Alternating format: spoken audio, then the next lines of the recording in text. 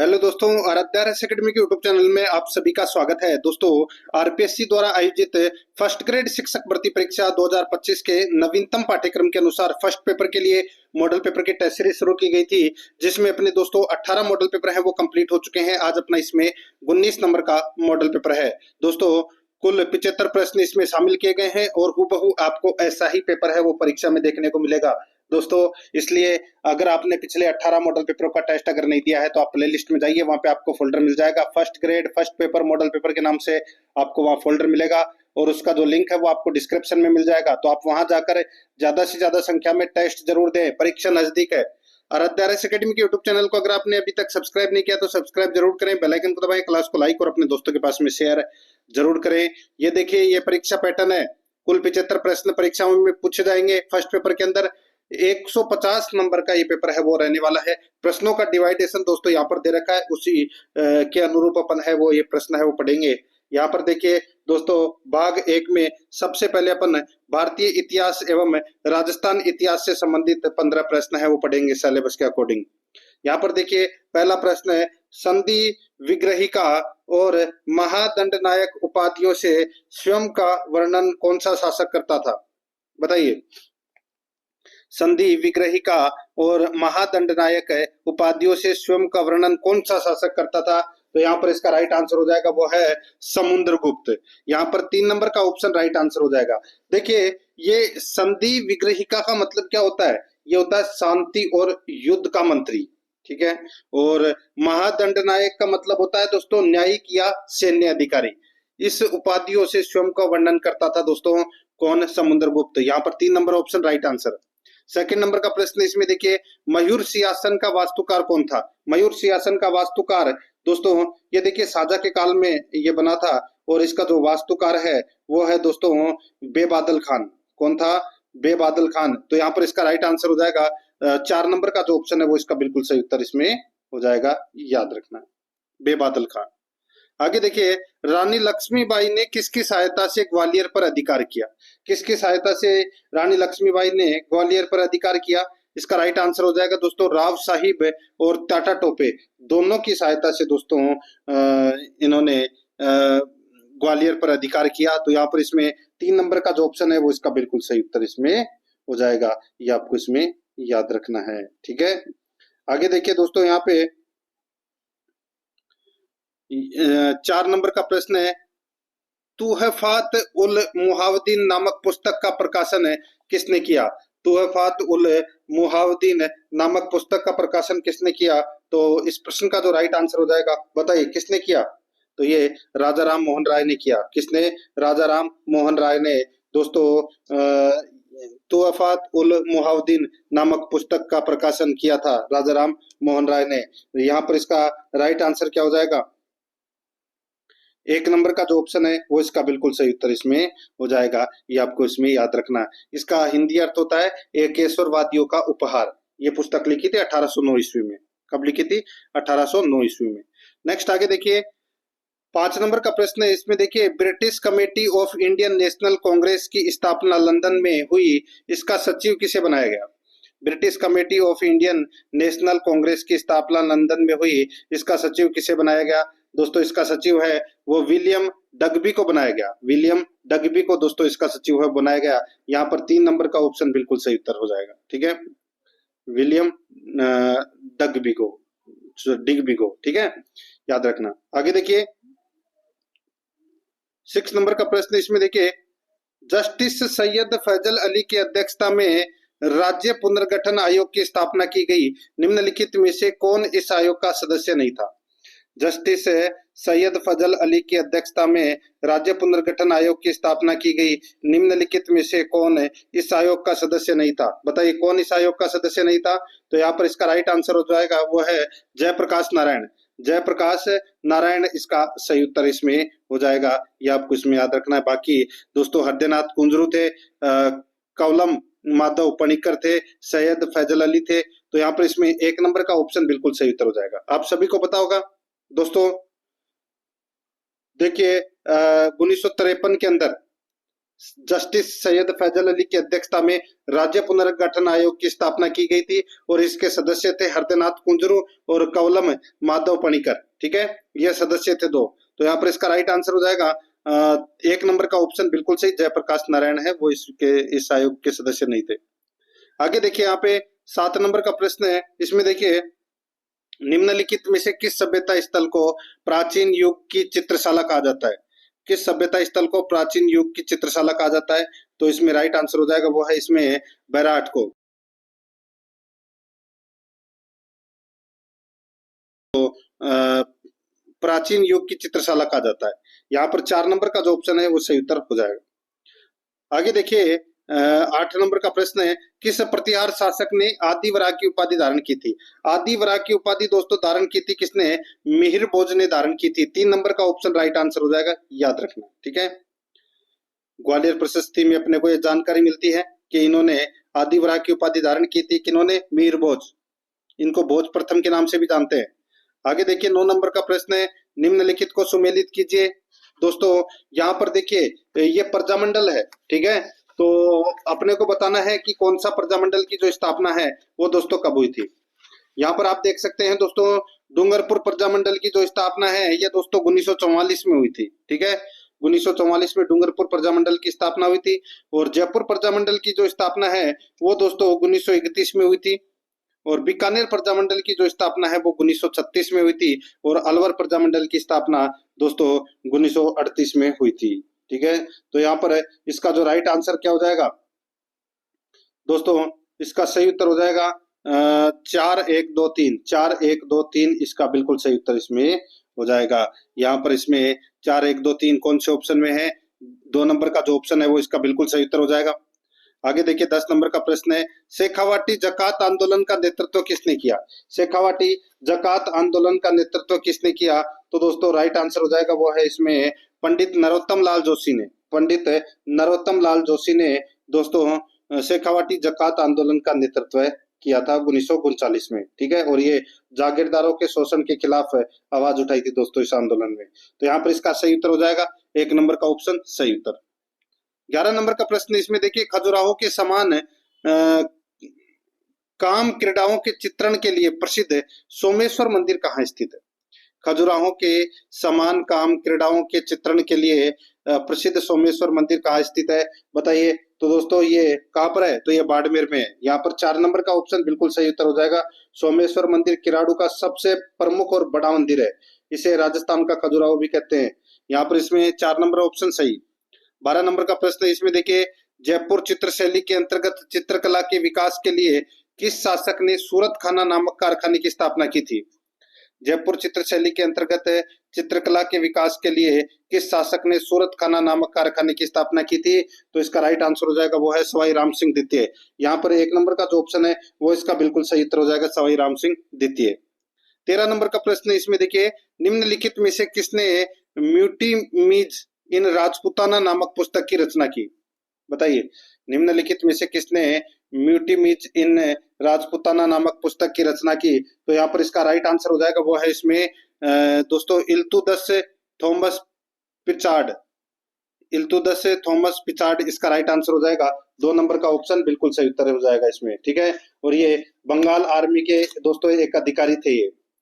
आगे देखिए यहाँ पर 14 नंबर का प्रश्न है, निम्नलिखित में से निरंजनी संप्रदाय की स्थापना किसने की? निरंजनी संप्रदाय की जो स्थापना है वो दोस्तों किसने की थी? तो ये की थी संत हरिदास जी ने। संत हरिदास जी ने। तो यहाँ पर इसमें 3 नंबर का ऑप्शन बिल्कुल सही उत्तर इसमें हो जाएगा, याद रखना। आगे देखिए दोस्तों यहाँ पर इसमें 15 नंबर का प्रश्न है, राजस्थान में किस त्योहार के अवसर पर खेजड़ी वृक्ष की पूजा की जाती है? खेजड़ी वृक्ष की पूजा तो दोस्तों विजयादशमी के अवसर पर की जाती है। यहाँ पर 3 नंबर का ऑप्शन बिल्कुल सही उत्तर हो जाएगा, विजयादशमी के अवसर पर। अब दोस्तों यहाँ पर देखिए 16 नंबर का प्रश्न है। अब अपन इसमें भाग 2 के अंदर करंट अफेयर के प्रश्न है वो पढ़ रहे हैं। 16 से लेकर 25 तक, यानी कि 10 प्रश्न करंट अफेयर के पूछे जाएंगे परीक्षाओं में। देखिए वर्ल्ड हैप्पीनेस रिपोर्ट 2025 में भारत कौन से स्थान पर रहा? दोस्तों भारत है वो कौन से स्थान पर रहा वर्ल्ड हैप्पीनेस रिपोर्ट के अनुसार? तो इसका राइट आंसर हो जाएगा दोस्तों, भारत है वो इसमें दोस्तों 118वें स्थान पर रहा। भारत 147 देशों की सूची में 118वें नंबर पर रहा और पाकिस्तान दोस्तों 109वें नंबर पर रहा और नेपाल है वो दोस्तों 92वें स्थान पर रहा। ठीक है, तो यहाँ पर अपना इसमें राइट आंसर क्या हो जाएगा, वो है इसमें 3 नंबर का जो ऑप्शन है वो इसका सही उत्तर हो जाएगा।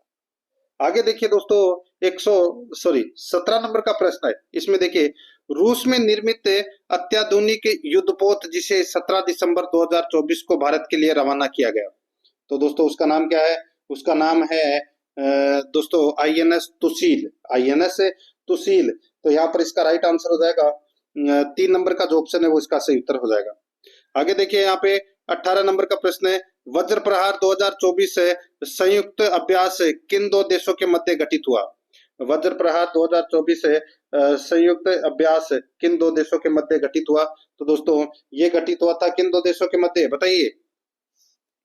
तो दोस्तों ये भारत और अमेरिका के बीच में दोस्तों ये वज्र प्रहार, ठीक है, ये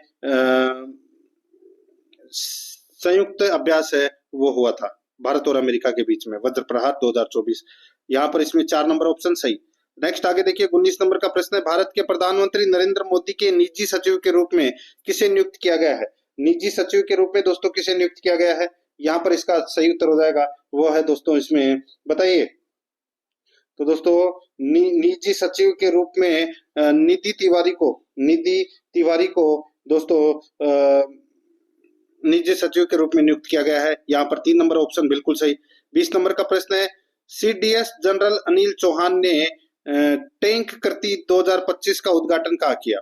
सीडीएस जनरल अनिल चौहान ने टैंक कृति 2025 का उद्घाटन कहाँ किया, तो दोस्तों ये उद्घाटन बताइए कहाँ पर किया, तो ये दोस्तों आईआईटी कानपुर में किया, आईआईटी कानपुर में। तो यहाँ पर इसमें 2 नंबर ऑप्शन सही उत्तर। दोस्तों देखिए 21 नंबर का प्रश्न है, उग्रवे में किसने हाल ही में राष्ट्रपति पद की शपथ ली है। तो दोस्तों किसने ली है हाल ही में राष्ट्रपति पद की शपथ, तो इसका राइट आंसर हो जाएगा दोस्तों वो है इसमें यमांडू ओरसी 4 नंबर का ऑप्शन बिल्कुल सही। 22 नंबर का प्रश्न इसमें देखिए, माँ योजना के साथ ही आमजन की निःशुल्क जांच एवं दवा हेतु माँ कोष का गठन किया, जिसके तहत कितनी राशि की मंजूरी दी गई है बताइए। माँ योजना के लिए कितनी राशि की मंजूरी दी गई है, तो इसका राइट आंसर हो जाएगा वो है दोस्तों 3500 करोड़ की मंजूरी दी गई दोस्तों। 3 नंबर का ऑप्शन बिल्कुल सही। नेक्स्ट आगे देखिए 23 नंबर का प्रश्न है, मेरी पॉलिसी मेरे हाथ के संबंध में असत्यता का चयन करें। मेरी पॉलिसी मेरे हाथ के संबंध में असत्यता का चयन करें, तो दोस्तों असत्यता कौन सी है इसमें, यहाँ पर है इसमें देखिए असत्यता की अगर मैं बात करूं, मेरी पॉलिसी मेरे हाथ के संबंध में असत्यता का कथन। दोस्तों देखिए अच्छा प्रश्न है, कार्यक्रम 3 जनवरी 2025 को शुरू किया गया। दोस्तों ये जो कार्यक्रम है ये 3 जनवरी 2025 को शुरू किया गया। तो दोस्तों यहाँ पर ये जो कथन दे रखा है, ठीक है, ये दोस्तों गलत हो जाएगा। क्यों गलत हो जाएगा, क्योंकि दोस्तों ये मेरी पॉलिसी मेरे हाथ का जो संबंध है वो 3 फरवरी 2025 को शुरू किया गया था। यहाँ पर जनवरी दे रखा है इसलिए गलत हो जाएगा। आगे देखिए, पूरे प्रदेश में ग्राम पंचायत मुख्यालय पर शिविर लगाकर पॉलिसियों का वितरण 15 मार्च तक किया जाएगा, बिल्कुल सही है। वाणिज्यिक व बागवानी फसलों के लिए 5% प्रीमियम अदा करना पड़ता है, बिल्कुल सही है। चौथा देखिए, प्रधानमंत्री फसल बीमा योजना के तहत कृषकों को खरीफ फसल के लिए 2%, रबी फसलों के लिए 1.5% अनुदान दिया जाएगा। तो यहाँ पर इसमें राइट आंसर क्या हो जाएगा, वो है इसमें 1 नंबर का ऑप्शन बिल्कुल सही, क्योंकि ये कथन है वो असत्य है। 3 फरवरी आएगा यहाँ पे। आगे देखिए, हाल ही में राजस्थान उच्च न्यायालय में किसे नया न्यायाधीश नियुक्त किया गया है, किसे नया न्यायाधीश नियुक्त किया गया है, तो यहाँ पर इसका राइट आंसर हो जाएगा वो है इसमें मनीष शर्मा को नया न्यायाधीश नियुक्त किया गया है। आगे देखिए 25 नंबर का प्रश्न है, पोषण अभियान कब शुरू किया गया। दोस्तों ये पोषण अभियान है ये शुरू किया गया था 8 मार्च 2025 को। दोस्तों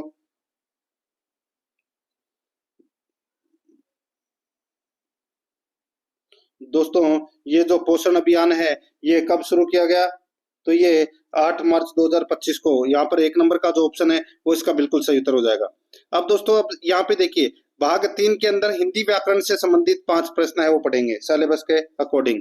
यहाँ पर देखिए 26 नंबर का प्रश्न है, निम्नलिखित में से किस विकल्प में विलोम शब्द युग्म अशुद्ध है? विलोम शब्द युग्म अशुद्ध है तो वो कौन सा है? तो दोस्तों यहाँ पर आप देख सकते हैं, इसमें देखिए विलोम शब्द युग्म कौन सा अशुद्ध है? तो इसका राइट आंसर हो जाएगा, देखिए यहाँ पे कदाचार का दोस्तों सदाचार हो जाएगा, बिल्कुल सही है। कदाचार का सदाचार हो जाएगा। उदार का दोस्तों नगद, वो होता है उधार, ये वाला उधार होता है, उसका होता है नगद।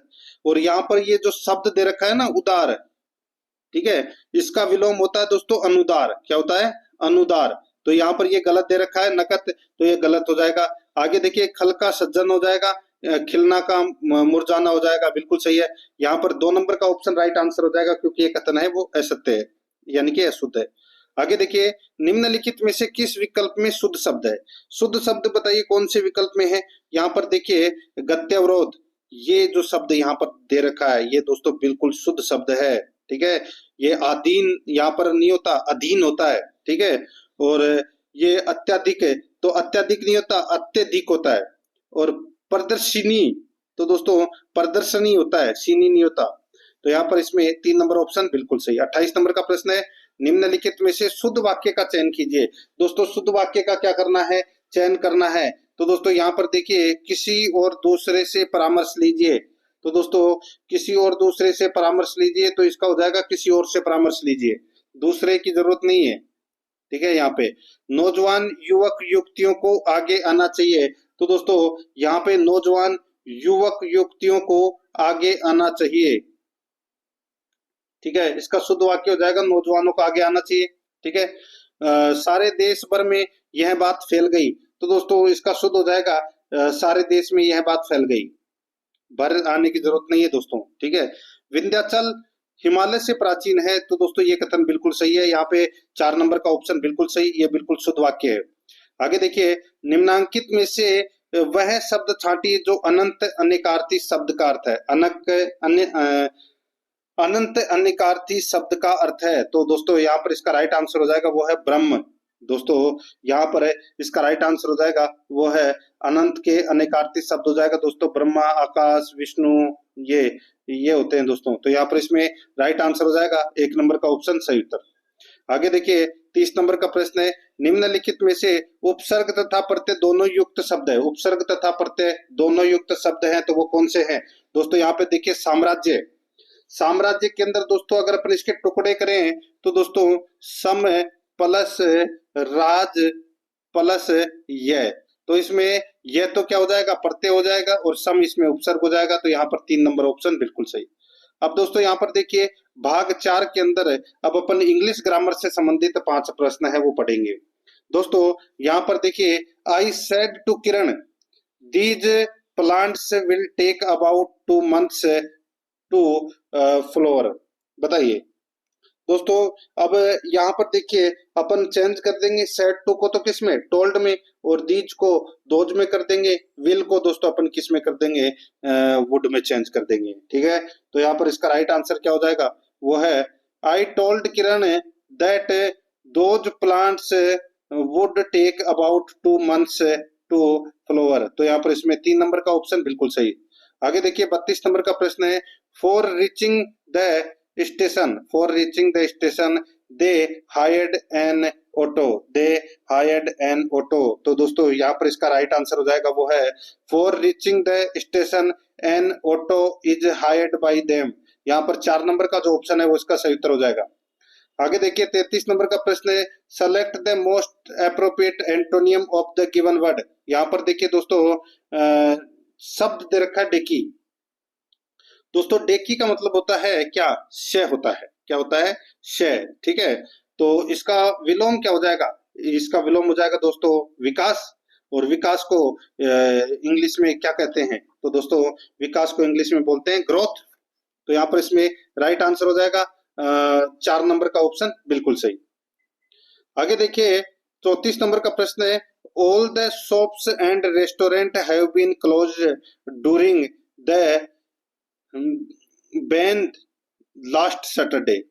बताइए। तो दोस्तों यहाँ पर इसका राइट आंसर क्या हो जाएगा? यहाँ पर हैव बीन क्लोज है, इसको अंडरलाइन कर लेना दोस्तों, हैव बीन क्लोज को अंडरलाइन कर लेना यहाँ पे, ठीक है। तो इसके स्थान पर क्या आएगा वो अपने को यहाँ पर बताना है। दोस्तों यहाँ पर आप देख सकते हैं इसके अंदर देखिए लास्ट संडे आया है, यानी कि दोस्तों पास्ट टेंस है इसमें, ठीक है। तो इसका राइट आंसर क्या हो जाएगा इसमें? तो इसमें हैव बीन क्लोज्ड, ठीक है। तो इसमें आएगा दोस्तों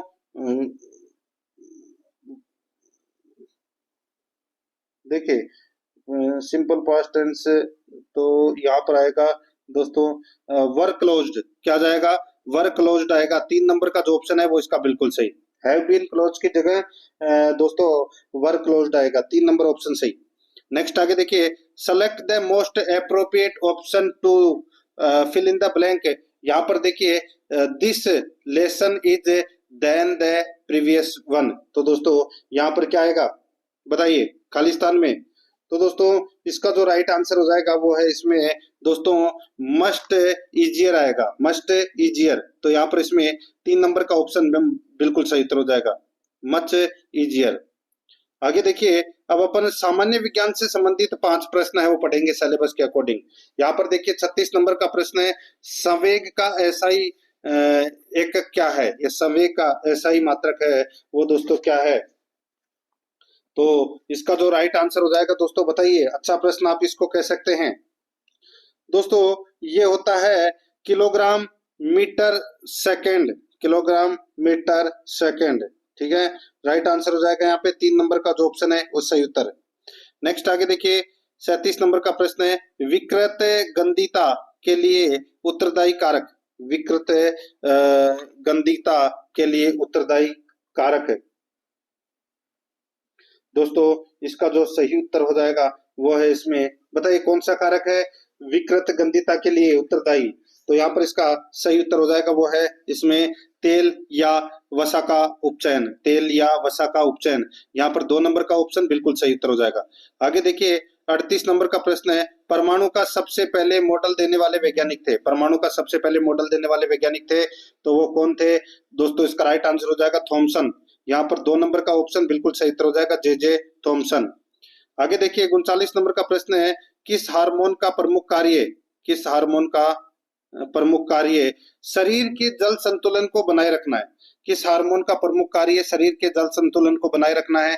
तो यहाँ पर इसका जो राइट आंसर हो जाएगा वो है इसमें कौन सा बताइए? तो वो है एडीएच। एडीएच ये दोस्तों क्या होता है? एंटी डाईयूरेटिक हार्मोन, ठीक है। इसे दोस्तों वसोप्रेसिन भी कहा जाता है। तो यहाँ पर इसका राइट आंसर हो जाएगा 2 नंबर का ऑप्शन बिल्कुल सही उत्तर हो जाएगा, एडीएच। नेक्स्ट आगे देखिए, मेंडल का स्वतंत्र अपव्यय का नियम किसके द्वारा सिद्ध किया गया? मेंडल का स्वतंत्र अपव्यय का नियम किसके द्वारा सिद्ध किया गया? तो दोस्तों ये सिद्ध किया गया, बताइए किसके द्वारा? तो ये दोस्तों द्विशंकर क्रॉस के द्वारा, द्विशंकर क्रॉस के द्वारा। तो यहाँ पर इसमें राइट आंसर हो जाएगा 2 नंबर का ऑप्शन बिल्कुल सही उत्तर हो जाएगा। इसमें दोस्तों बीज का आकार और रंग को शामिल किया गया था, ठीक है, इसको इस नियम को सिद्ध करने के लिए। आगे देखिए, अब अपन भारतीय संविधान से संबंधित 5 प्रश्न है वो सिलेबस के अकॉर्डिंग पढ़ेंगे। यहाँ पर आप देख सकते हैं दोस्तों, देखिए निम्नलिखित में से कौन से राष्ट्रपति मुख्यमंत्री पद पर भी रहे? बताइए कौन से राष्ट्रपति मुख्यमंत्री पद पर भी रहे हैं? यहाँ पर आप देख सकते हैं। तो दोस्तों देखिए इसमें देखिए ज्ञानी जैल सिंह, नीलम संजीव रेड्डी और शंकर दयाल शर्मा, ठीक है दोस्तों। ज्ञानी जैल सिंह, नीलम संजीव रेड्डी और शंकर दयाल शर्मा ये दोस्तों तीनों मुख्यमंत्री भी रह चुके हैं, ठीक है दोस्तों। ज्ञानी जैल सिंह है ये पंजाब के मुख्यमंत्री रहे, नीलम संजीव रेड्डी है ये आंध्र प्रदेश के मुख्यमंत्री रहे और शंकर दयाल शर्मा है ये मध्य प्रदेश के मुख्यमंत्री रहे हैं। ये एपीजे अब्दुल कलाम मुख्यमंत्री नहीं रहे दोस्तों। तो यहाँ पर इसका राइट आंसर क्या हो जाएगा? 1 2 4, 1 2 4 कौन से ऑप्शन में है? 3 नंबर का जो ऑप्शन है वो इसका सही उत्तर हो जाएगा। आगे देखिए 42 नंबर का प्रश्न है, नियंत्रक एवं महालेखा परीक्षक द्वारा राष्ट्रपति को कितने लेखा प्रतिवेदन प्रस्तुत किए जाते हैं? बताइए, नियंत्रक एवं महालेखा परीक्षक द्वारा राष्ट्रपति को कितने लेखा प्रतिवेदन प्रस्तुत किए जाते हैं? इसका जो सही उत्तर हो जाएगा वो है दोस्तों 3 प्रतिवेदन। 3 प्रतिवेदन। यहाँ पर 2 नंबर का ऑप्शन बिल्कुल सही उत्तर हो जाएगा। एक है विनियोग लेखाओं पर लेखा परीक्षा रिपोर्ट, दूसरा वित्त लेखाओं पर लेखा परीक्षा रिपोर्ट, और तीसरा सरकारी उपक्रमों पर लेखा परीक्षा रिपोर्ट। तो यहाँ पर 2 नंबर ऑप्शन बिल्कुल सही। 43 नंबर का प्रश्न है, इसमें देखिए, निम्नलिखित में से कौन से अनुच्छेद में यह उल्लेख किया गया है कि कोई व्यक्ति संसद के दोनों सदनों का एक साथ सदस्य नहीं होगा, और न ही संसद के किसी सदन और किसी राज्य के विधानमंडल का एक साथ सदस्य होगा? बताइए, अच्छा प्रश्न है दोस्तों। यहाँ पर मैं आपको बताऊं, अनुच्छेद 101, अनुच्छेद 101 इसका राइट आंसर हो जाएगा। इसमें क्या उल्लेख किया गया है? इसमें उल्लेख किया गया है कि कोई व्यक्ति संसद के दोनों सदनों का एक साथ सदस्य नहीं होगा, और न ही संसद के किसी सदन और किसी राज्य विधानमंडल का एक साथ सदस्य होगा। बहुत ही अच्छा प्रश्न है। यहाँ पर इसका राइट आंसर हो जाएगा 1 नंबर का ऑप्शन बिल्कुल सही, अनुच्छेद 101। आगे देखिए 44 नंबर का प्रश्न है, भारत की आकस्मिकता निधि पर किसका नियंत्रण होता है? भारत की आकस्मिकता निधि पर किसका नियंत्रण होता है? तो दोस्तों इसका राइट आंसर हो जाएगा, वो होता है दोस्तों राष्ट्रपति का। यहाँ पर 2 नंबर का ऑप्शन बिल्कुल सही, राष्ट्रपति का। आगे देखिए, संघ लोक सेवा आयोग के संदर्भ में निम्नलिखित कथनों पर विचार कीजिए। संघ लोक सेवा आयोग के संदर्भ में निम्नलिखित कथनों पर विचार कीजिए। तो दोस्तों निम्नलिखित कथनों पर क्या करना है? विचार करना है दोस्तों। अपने को बताना है कि कौन सा कथन है वो क्या है दोस्तों, सत्य है। कूट भाषा में अपने को दोस्तों उत्तर देना है। यहाँ पर आप देख सकते हैं दोस्तों, देखिए संविधान के भाग 15 में अनुच्छेद 315 से अनुच्छेद 323 तक, सॉरी 14 है, ठीक है। संविधान के भाग 14 में अनुच्छेद 315 से अनुच्छेद 323 तक में संघ लोक सेवा आयोग के कार्यों व शक्तियों का प्रावधान है। तो दोस्तों बिल्कुल सही बात है। आगे देखिए दोस्तों, इसमें संघ लोक सेवा आयोग में एक अध्यक्ष व 5 सदस्य होते हैं। तो दोस्तों ये भी बिल्कुल सही है, और ये राष्ट्रपति द्वारा नियुक्त किए जाते हैं। तो यहाँ पर दोनों के दोनों कथन है वो सत्य है। अपने को सत्य कथन ही बताना था, तो इसका राइट आंसर हो जाएगा वो है दोस्तों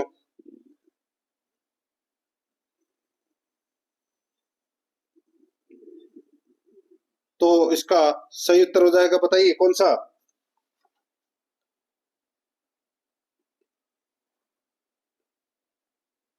देखिए भाग संविधान के भाग 14 में, संविधान के भाग दोस्तों 14 में अनुच्छेद 315 से 323 तक में संघ लोक सेवा आयोग के कार्यों व शक्तियों का प्रावधान है। ठीक है, बिल्कुल सही है। और दोस्तों इसमें देखिए संघ लोक सेवा आयोग में एक अध्यक्ष एवं अन्य सदस्य होते हैं जो राष्ट्रपति द्वारा नियुक्त किए जाते हैं। तो यहाँ पर इसका राइट आंसर हो जाएगा दोस्तों 3 नंबर का ऑप्शन बिल्कुल सही। 1 और 2 इसमें दोनों क्या है? सही है। 1 और 2 दोनों इसमें क्या है? सही है। ठीक है, आगे देखिए दोस्तों, यहाँ पर इसमें अब अपन भाग 7 के अंदर राजस्थान भूगोल से संबंधित 5 प्रश्न है वो पढ़ेंगे सिलेबस के अकॉर्डिंग। देखिए, अरावली पर्वतमाला में गोकुंडा, उदयपुर और कुंभलगढ़ राजसमंद के मध्य स्थित पठार है। तो वो पठार कौन सा है? वो है दोस्तों बोराट का पठार। 3 नंबर का ऑप्शन बिल्कुल सही। नेक्स्ट आगे देखिए, राजस्थान में शीत ऋतु में भूमध्य सागरीय चक्रवात के कारण होने वाली मावठ वर्षा द्वारा लाभार्थी फसल कौन सी नहीं है? बताइए, राजस्थान में शीत ऋतु में भूमध्य सागरीय चक्रवात के कारण होने वाली मावठ वर्षा द्वारा लाभार्थी फसल निम्न में से नहीं है। तो कौन सी नहीं है बताइए? तो इसका जो सही उत्तर हो जाएगा वो है इसमें देखिए चना की फसल को लाभ होता है, गेहूं की फसल को लाभ होता है, सरसों की फसल को लाभ होता है, मूंगफली की फसल को लाभ नहीं होता। तो यहाँ पर इसमें राइट आंसर हो जाएगा 3 नंबर का ऑप्शन बिल्कुल सही उत्तर इसमें हो जाएगा, याद रखना। आगे देखिए दोस्तों, यहाँ पर इसमें 48 नंबर का प्रश्न है, राजस्थान में वर्ष 2011 की जनगणना के अनुसार अनुसूचित जाति के संबंध में निम्नलिखित तथ्यों के आधार पर सही उत्तर का अपने को क्या करना है, चयन करना है कि कौन सा कथन दोस्तों इसमें सत्य है। यहाँ पर देखिए दोस्तों, इसमें देखिए जनगणना 2011 में राजस्थान में अनुसूचित जाति की कुल जनसंख्या दोस्तों 1,22,21,593 है, बिल्कुल सही है। दूसरा देखिए, अनुसूचित जाति की जनसंख्या राज्य की कुल जनसंख्या का 17.83% है, तो दोस्तों ये भी बिल्कुल सही है। तीसरा देखिए, सर्वाधिक अनुसूचित जाति जनसंख्या प्रतिशत वाला जिला बीकानेर है, तो दोस्तों ये गलत हो जाएगा, वो है बीकानेर नहीं, गंगानगर है। कौन सा जिला है? गंगानगर है। तो यहाँ पर बीकानेर है वो गलत दे रखा है, यानी कि तीसरा ऑप्शन अपना गलत हो जाएगा। एक और दो इसमें क्या है? सही है। तो यहाँ पर एक नंबर का ऑप्शन बिल्कुल सही उत्तर हो जाएगा। आगे देखिए, वर्ष 2023-24 में रिको द्वारा विकसित किए गए औद्योगिक क्षेत्रों से संबंधित निम्नलिखित सूची फर्स्ट को सूची सेकंड से मिलान कीजिए एवं सूचियों के नीचे दिए गए कोटों का प्रयोग करते हुए सही उत्तर का चयन करना है। दोस्तों एक तरफ ये रिको द्वारा स्थापित किए गए उद्योग है, औद्योगिक क्षेत्र है। तो दोस्तों यहाँ पर देखिए, कुंज बिहारीपुरा कहाँ पर है? दोस्तों कुंज बिहारीपुरा ये कहाँ पर है? तो ये जयपुर में है। कहाँ पर है? जयपुर में। और धर्मपुरा कहाँ पर है? तो दोस्तों ये धर्मपुरा है, ये कहाँ पर है? तो ये बाड़मेर में। कहाँ पर है? बाड़मेर में। और राजास, दोस्तों राजास है, ये नागौर में है। कहाँ पर है? नागौर में। और मालवा का चीरा है, ये उदयपुर में। मालवा का चीरा कहाँ पर है? तो दोस्तों ये उदयपुर में है। तो इस प्रश्न का राइट आंसर क्या हो जाएगा? 4-3-2-1। 4-3-2-1 कौन से ऑप्शन में है? तो यहाँ पर आप देख सकते हैं 2 नंबर का जो ऑप्शन है वो इसका सही उत्तर हो जाएगा। आगे देखिए 50 नंबर का प्रश्न है, वर्ष 2008 में राजस्थान पर्यटन के किस आदर्श वाक्य यानी कि ध्येय वाक्य को अपनाया गया? तो दोस्तों 2008 की बात की गई है, ठीक है। दोस्तों 2008 में जो ध्येय वाक्य था वो था कलरफुल राजस्थान। क्या नाम था? कलरफुल राजस्थान। अब 2000 दोस्तों 19 के अंदर यानी कि 2019 से अब तक इसका नाम है वो पधारो मारे देश कर दिया गया है, ठीक है। पधारो मारे देश कर दिया गया है, ठीक है। 2016 में इसका ध्येय वाक्य है वो जानने क्या दिख जाए कर दिया गया था, ठीक है। तो यहाँ पर इसका राइट आंसर हो जाएगा 3 नंबर का जो ऑप्शन है वो इसका बिल्कुल सही उत्तर हो जाएगा। वर्तमान में पधारो हमारा देश है। आगे देखिए, अब अपन भाग 8 के अंदर स्कूल मैनेजमेंट एवं शिक्षा मनोविज्ञान से संबंधित 15 प्रश्न है वो पढ़ेंगे सिलेबस के अकॉर्डिंग। यहाँ पर आप देख सकते हैं दोस्तों 51 नंबर का प्रश्न है, शैक्षिक प्रबंधन पारदर्शिता और निष्पक्षता किस उद्देश्य के लिए सुनिश्चित करता है? शैक्षिक प्रबंधन पारदर्शिता और निष्पक्षता किस उद्देश्य के लिए सुनिश्चित करता है? तो यहाँ पर इसका राइट आंसर हो जाएगा दोस्तों, वो है शैक्षिक संस्थानों के संचालन में विश्वास बढ़ाने के लिए। यहाँ पर इसमें 4 नंबर का ऑप्शन बिल्कुल सही उत्तर हो जाएगा। आगे देखिए, लूथर गुलिक के विभागीय संगठनों के आधार पर या लूथर गुलिक के विभागीय संगठनों के आधार सिद्धांतों में कौन सा आधार शामिल नहीं है? बताइए कौन सा आधार शामिल नहीं है? तो दोस्तों देखिए 4 आधार थे, मुख्य रूप से 4 आधार थे, उद्देश्य, प्रक्रिया, व्यक्ति और स्थान या क्षेत्र, ठीक है। तो यहाँ पर उद्देश्य है, ठीक है, व्यक्ति है, स्थान या क्षेत्र है, लेकिन यहाँ पे संगठनात्मक संरचना ये गलत हो जाएगा। ये अगर इसकी जगह प्रोसेस होता तो ये सही होता। तो यहाँ पर इसमें 3 नंबर ऑप्शन बिल्कुल सही। आगे देखिए, तकनीकी गुणों के अंतर्गत पर्यवेक्षक को क्या जानने की आवश्यकता है? तकनीकी गुणों के अंतर्गत पर्यवेक्षक को क्या जानने की आवश्यकता है? बताइए। तो दोस्तों इसका राइट आंसर हो जाएगा, वो है पर्यवेक्षण से संबंधित विषय की दक्षता का ज्ञान होना। यहाँ पर 2 नंबर का ऑप्शन बिल्कुल सही उत्तर हो जाएगा। आगे देखिए, संस्था नियोजन के वैज्ञानिक एवं कार्यप्रक दृष्टिकोण का क्या उद्देश्य है? बताइए दोस्तों, संस्थागत नियोजन के वैज्ञानिक एवं कार्यप्रक दृष्टिकोण का क्या उद्देश्य है? तो इसका उद्देश्य है कार्य और सेवाओं को केंद्रित करना और प्राथमिकता देना। यहाँ पर इसमें 1 नंबर का ऑप्शन सही उत्तर हो जाएगा। आगे देखिए 55 नंबर प्रश्न है, एक तंत्रीय अथवा आधिकारिक शैली में निर्णय लेने की प्रक्रिया क्या होती है? एक तंत्रीय अथवा आधिकारिक शैली में निर्णय लेने की प्रक्रिया क्या होती है? बताइए क्या होती है? तो यहाँ पर इसका जो सही उत्तर हो जाएगा वो है दोस्तों इसमें दोस्तों निर्णय केवल नेता द्वारा बिना कर्मचारियों से परामर्श लिए लिया जाता है। तो यहाँ पर इसमें 2 नंबर का जो ऑप्शन है वो इसका सही उत्तर इसमें हो जाएगा, याद रखना। आगे देखिए दोस्तों यहाँ पर इसमें 56 नंबर का प्रश्न है, सेंटर ऑफ एक्सीलेंस का आधार स्तंभ क्या है? सेंटर ऑफ एक्सीलेंस का आधार स्तंभ क्या है? तो दोस्तों इसका जो राइट आंसर हो जाएगा, इसका आधार स्तंभ है शिक्षकों को सक्षम और सशक्त बनाना, शोध और प्रमाण आधारित तरीकों को अपनाना, सहयोग और आपसी संपर्क को मजबूत बनाना। तो यहाँ पर इसका राइट आंसर हो जाएगा वो है इसमें उपरोक्त सभी। क्या हो जाएगा? उपरोक्त सभी। तो यहाँ पर इसमें 4 नंबर का ऑप्शन बिल्कुल सही उत्तर हो जाएगा। आगे देखिए 57 नंबर का प्रश्न है, दीक्षा एप्लीकेशन को किसने लॉन्च किया था? बताइए दीक्षा एप्लीकेशन को किसने लॉन्च किया था? तो दोस्तों ये लॉन्च किया था पूर्व एचआरडी मंत्री प्रकाश जावड़ेकर ने प्रस्तुत किया था दोस्तों, ये 2017 में, मई 2017 में। तो यहाँ पर इसका दोस्तों देखिए दीक्षा एप्लीकेशन 2017 में तो दोस्तों पूर्व एचआरडी मंत्री प्रकाश जावड़ेकर द्वारा प्रस्तुत किया गया था ये। और दोस्तों उसके बाद में ये एप्लीकेशन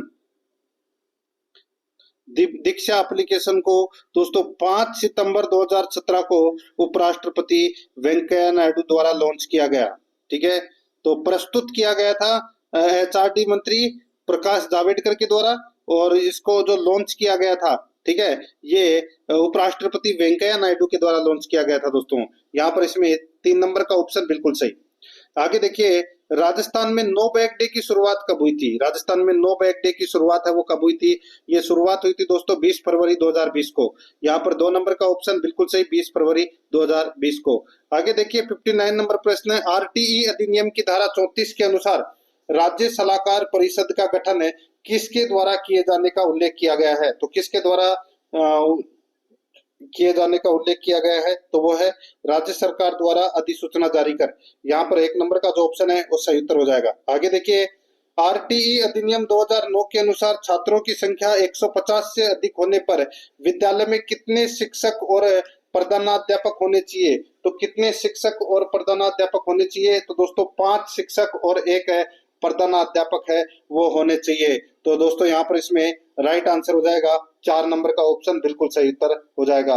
60 छात्रों पर 2 शिक्षक, 61 से 90 छात्रों के बीच में अगर है तो दोस्तों 3 शिक्षक, और 91 से 120 के ऊपर 4 शिक्षक, 120 से 200 के बीच में दोस्तों 121 से और 200 छात्रों के बीच होने पर 5 शिक्षक, 150 से अधिक छात्र होने पर दोस्तों 5 शिक्षक और 1 प्रधानाध्यापक। ठीक है, और 200 से अधिक छात्र होने पर दोस्तों छात्र शिक्षक अनुपात होगा 40 छात्रों के ऊपर 1 टीचर और 1 प्रधानाध्यापक। ठीक है, यहाँ पर इसमें 4 नंबर का ऑप्शन सही उत्तर हो जाएगा। अब देखिए 5 प्रश्न अपने शिक्षा मनोविज्ञान से संबंधित भी पढ़ेंगे। देखिए 61 नंबर का प्रश्न है, शिक्षा मनोविज्ञान के अध्ययन क्षेत्र में निम्नलिखित में से कौन सा एक शामिल नहीं है? तो कौन सा एक शामिल नहीं है वो बताना है। तो दोस्तों यहाँ पर देखिए इसमें देखिए बच्चों की समस्याओं का अध्ययन बिल्कुल सही है, ये किया जाता है। अधिगम स्थानांतरण का अध्ययन किया जाता है, सीखने की क्रियाओं का अध्ययन किया जाता है, व्यक्तिगत समानताओं का अध्ययन ये नहीं किया जाता। तो दोस्तों ये शामिल नहीं है। तो यहाँ पर इसका राइट आंसर हो जाएगा 4 नंबर का ऑप्शन बिल्कुल सही। आगे देखिए दोस्तों यहाँ पर 62 नंबर का प्रश्न है, एरिक्सन के अनुसार मनोसामाजिक विकास की किस अवस्था में पहचान बनाम भ्रांति संघर्ष उत्पन्न होता है? एरिक्सन के अनुसार मनोसामाजिक विकास की किस अवस्था में पहचान बनाम भ्रांति संघर्ष उत्पन्न होता है? तो यहाँ पर इसका सही उत्तर हो जाएगा वो है इसमें किशोरावस्था। यहाँ पर 2 नंबर का जो ऑप्शन है वो इसका बिल्कुल सही उत्तर हो जाएगा किशोरावस्था। आगे देखिए 63 नंबर का प्रश्न है, अल्बर्ट बंडूरा के सामाजिक अधिगम सिद्धांत में धारण का क्या अर्थ है? अल्बर्ट बंडूरा के सामाजिक अधिगम सिद्धांत में धारण का क्या अर्थ है? तो दोस्तों धारण का अर्थ क्या है? तो दोस्तों वो है व्यक्ति द्वारा मॉडल के व्यवहार को अपनी मानसिकता में धारण करना। व्यक्ति द्वारा मॉडल के व्यवहार को अपनी मानसिकता में धारण करना। यहाँ पर 3 नंबर का जो ऑप्शन है वो इसका बिल्कुल सही उत्तर हो जाएगा। 64 नंबर का प्रश्न इसमें देखिए, अत्यधिक ऊर्जा या आक्रामकता रखने वाला व्यक्ति जब बॉक्सिंग, रेसिंग या अन्य प्रतिस्पर्धात्मक खेलों में उपयोग करता है तो वह किस प्रकार की रक्षात्मक युक्ति का प्रयोग कर रहा होता है? बताइए। तो वह किस प्रकार की रक्षात्मक युक्ति का प्रयोग कर रहा होता है? तो यहाँ पर इसका राइट आंसर हो जाएगा वो है इसमें दोस्तों उदात्तीकरण। यहाँ पर 4 नंबर का जो ऑप्शन है वो इसका सही उत्तर हो जाएगा उदात्तीकरण। आगे देखिए 65 नंबर का प्रश्न है, संवेगात्मक बुद्धि का विकास किस प्रकार किया जा सकता है? संवेगात्मक बुद्धि का विकास किस प्रकार किया जा सकता है? तो यहाँ पर इसका राइट आंसर हो जाएगा वो है स्वस्थ संवेगों का विकास करके, आत्मचेतना की शिक्षा देकर, सहानुभूति का विकास करके। तो यहाँ पर इसका राइट आंसर हो जाएगा उपरोक्त सभी। 4 नंबर का ऑप्शन बिल्कुल सही उत्तर हो जाएगा। अब दोस्तों भाग 9 के अंदर रीजनिंग एवं गणित से संबंधित अपन 10 प्रश्न है वो पढ़ेंगे सिलेबस के अकॉर्डिंग। दोस्तों यहाँ पर देखिए, यदि 21 जून 2007 को गुरुवार था तो 21 जून 2011 को सप्ताह का कौन सा दिन होगा? बताइए। तो कौन सा दिन होगा बताइए? अच्छा प्रश्न है दोस्तों। यहाँ पर आप देखिए 21 जून 2007 को दोस्तों गुरुवार था, ठीक है। तो सामान्य वर्ष में आगे बढ़ने पर दोस्तों 1 दिन की बढ़ोतरी तथा लीप वर्ष में दोस्तों 2 दिनों की बढ़ोतरी होती है। तो यहाँ पर देखिए 2007 से 2008 में गए, ठीक है। तो इसमें 1 वर्ष की बढ़ोतरी हो गई, ठीक है। फिर 2008 से दोस्तों 2009 में, यहाँ पे 2008 है वो लीप वर्ष हो गया, तो अब इसमें 2 और जोड़ दीजिए, ठीक है। अब दोस्तों 2010 में भी 1 जोड़ना है और 2011 में भी 1 जोड़ना है। तो दोस्तों कितने दिन हो गए?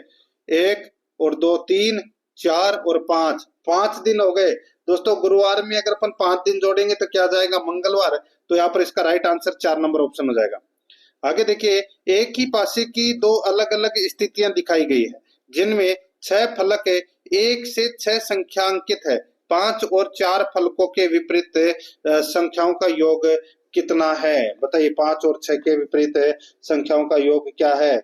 दोस्तों यहाँ पर देखिए इन दोनों में आपको कॉमन दिखाई दे रहा है, ठीक है। तो देखिए सीधा सा हो जाएगा दोस्तों। देखिए यहाँ पे 4 और 4 से 4 काट दीजिए, 5 से 5 काट दीजिए, यानी कि 6 के सामने 1 है, 6 के सामने 1 है, ये तो कंफर्म हो गया, ठीक है। अब दोस्तों बाकी के आप कंफर्म नहीं कर सकते। 5 के सामने है वो 2 या 3 है वो हो सकते हैं, और 4 के सामने भी दोस्तों 2 या 3 है वो हो सकते हैं, ठीक है। तो यहाँ पर इसमें राइट आंसर क्या हो जाएगा दोस्तों? 5 और 4 फलकों के विपरीत संख्याओं का योग क्या होगा? तो दोस्तों विपरीत संख्या होगा। अगर एक में 2 है तो दूसरे में 3 है, पहले में 3 है तो दूसरे में 2 है, तो 3 + 2 कर लीजिए, कितना हो जाएगा? 5। तो यहाँ पर इसमें 4 नंबर का ऑप्शन सही उत्तर हो जाएगा। आगे देखिए, एक महिला मित्र के चित्र की ओर अंकित करते हुए कणिका, दोस्तों कणिका ने कहा, ये चित्र की तरफ इशारा करते हुए, कि उनकी बहू मेरे दोस्तों बेटे के दादा के इकलौते बेटे की पत्नी है। चित्र में महिला कणिका से कैसे संबंधित है? तो दोस्तों सीधा सा हो जाएगा। देखिए यहाँ पर महिला है वो कणिका की क्या है? सास है। महिला है वो कणिका की क्या है? सास है। तो यहाँ पर इसमें 2 नंबर का ऑप्शन सही उत्तर हो जाएगा।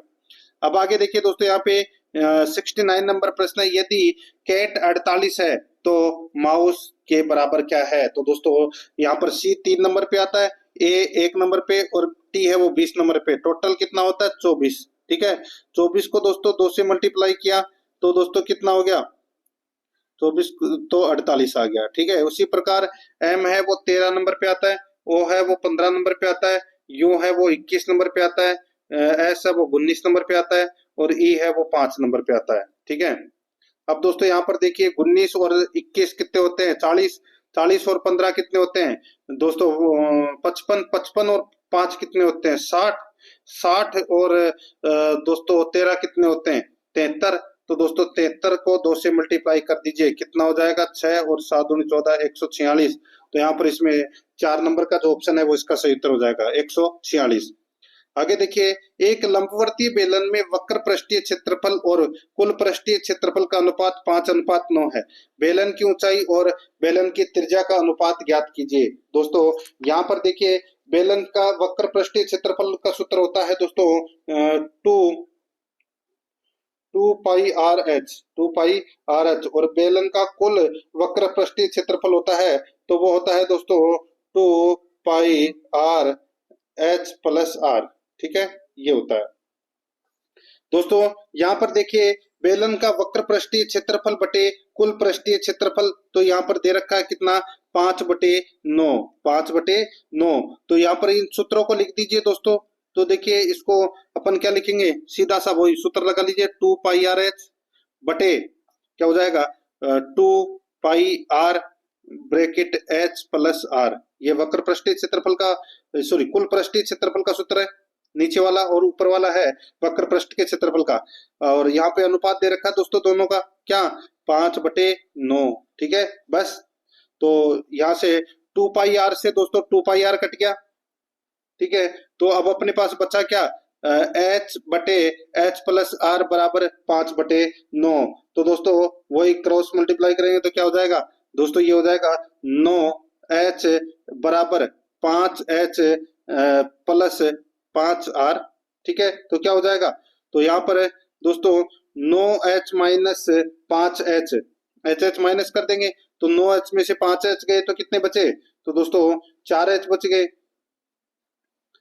कितना बच गया दोस्तों, 4H और इधर 5R। ठीक है, तो क्या हो गया, H और R का अनुपात अपने को ज्ञात करना है। तो दोस्तों H का अनुपात हो जाएगा यहाँ पे 5, उल्टा हो जाएगा। ठीक है, H का हो जाएगा 5 और R का हो जाएगा 4। तो यहाँ पर 5:4 इसका राइट आंसर हो जाएगा। यहाँ पर 4 नंबर का ऑप्शन बिल्कुल सही। आगे देखिए, एक कक्षा के छात्रों के प्राप्तांक निम्नलिखित बंटन में दिए हुए, इनका माध्यक ज्ञात कीजिए। दोस्तों इनका माध्यक ज्ञात कीजिए। यहाँ पर एक तरफ प्राप्तांक है, दूसरी तरफ छात्रों की संख्या है। तो दोस्तों यहाँ पर देखिए, ये तो हो गया दोस्तों अपना प्राप्तांक, ये हो गया दोस्तों अपना एफ। अब अपने को सी एफ निकालना है। सी एफ निकालोगे तो दोस्तों यहाँ पे 4 में 28 जोड़ दिए, कितने हो जाएंगे 32, 32 में 42 जोड़ दोगे तो कितने हो जाएंगे 74, और 74 में 42, 74 में 20 जोड़ दोगे तो कितने हो जाएंगे 94, और 94 में 6 जोड़ दोगे तो कितने हो जाएंगे 100। ये सी एफ निकल गया। अब दोस्तों यहाँ पे एफ की अगर अपन इनका टोटल करेंगे तो दोस्तों क्या हो जाएगा 100। ठीक है, अब दोस्तों यहाँ पर देखिए, सिग्मा F1 कितना हो जाएगा दोस्तों 100। तो यहाँ पर n/2, तो दोस्तों यानी कि 100 में 2 का भाग दिया तो क्या जाएगा 50। 50 कौन से में है, तो दोस्तों यहाँ पर देखिए ये वाले में 20 और 30 के बीच में है। तो दोस्तों इसमें वही सूत्र लगेगा दोस्तों, 1 + n/2 - CF/F × H। ठीक है, तो यहाँ पर दोस्तों देखिए, इसमें 20 और 30 वाला है ना, तो इसमें दोस्तों माध्यक वर्ग हो गया 20। तो इसमें सूत्र बताया मैंने आपको। तो यहाँ पे 20 + 50 - 32/42 × 10, बस इसको काटना है। आपका यहाँ पर राइट आंसर निकल के आ जाएगा 24.28। यहाँ पर इसमें 4 नंबर का ऑप्शन बिल्कुल सही।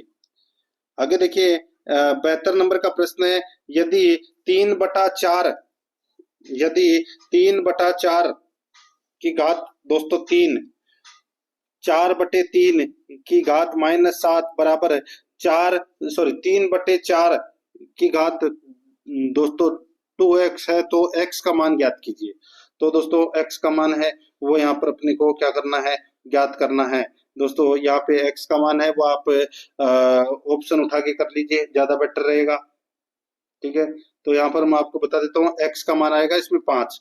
यहाँ पर 3 नंबर ऑप्शन सही होता।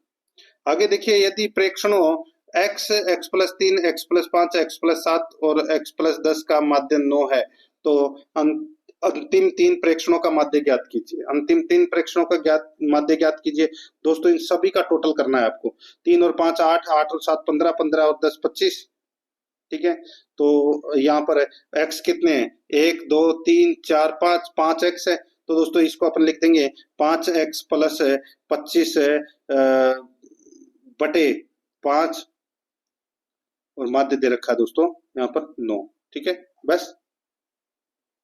तो यहाँ पे 5 इंटू 9 और 5x प्लस 25, तो दोस्तों क्या हो जाएगा 5x बराबर दोस्तों यहाँ पर 9 इंटू 5 कितने होते हैं 45, तो 45 माइनस 25 तो कितना हो जाएगा दोस्तों, ये हो जाएगा 20।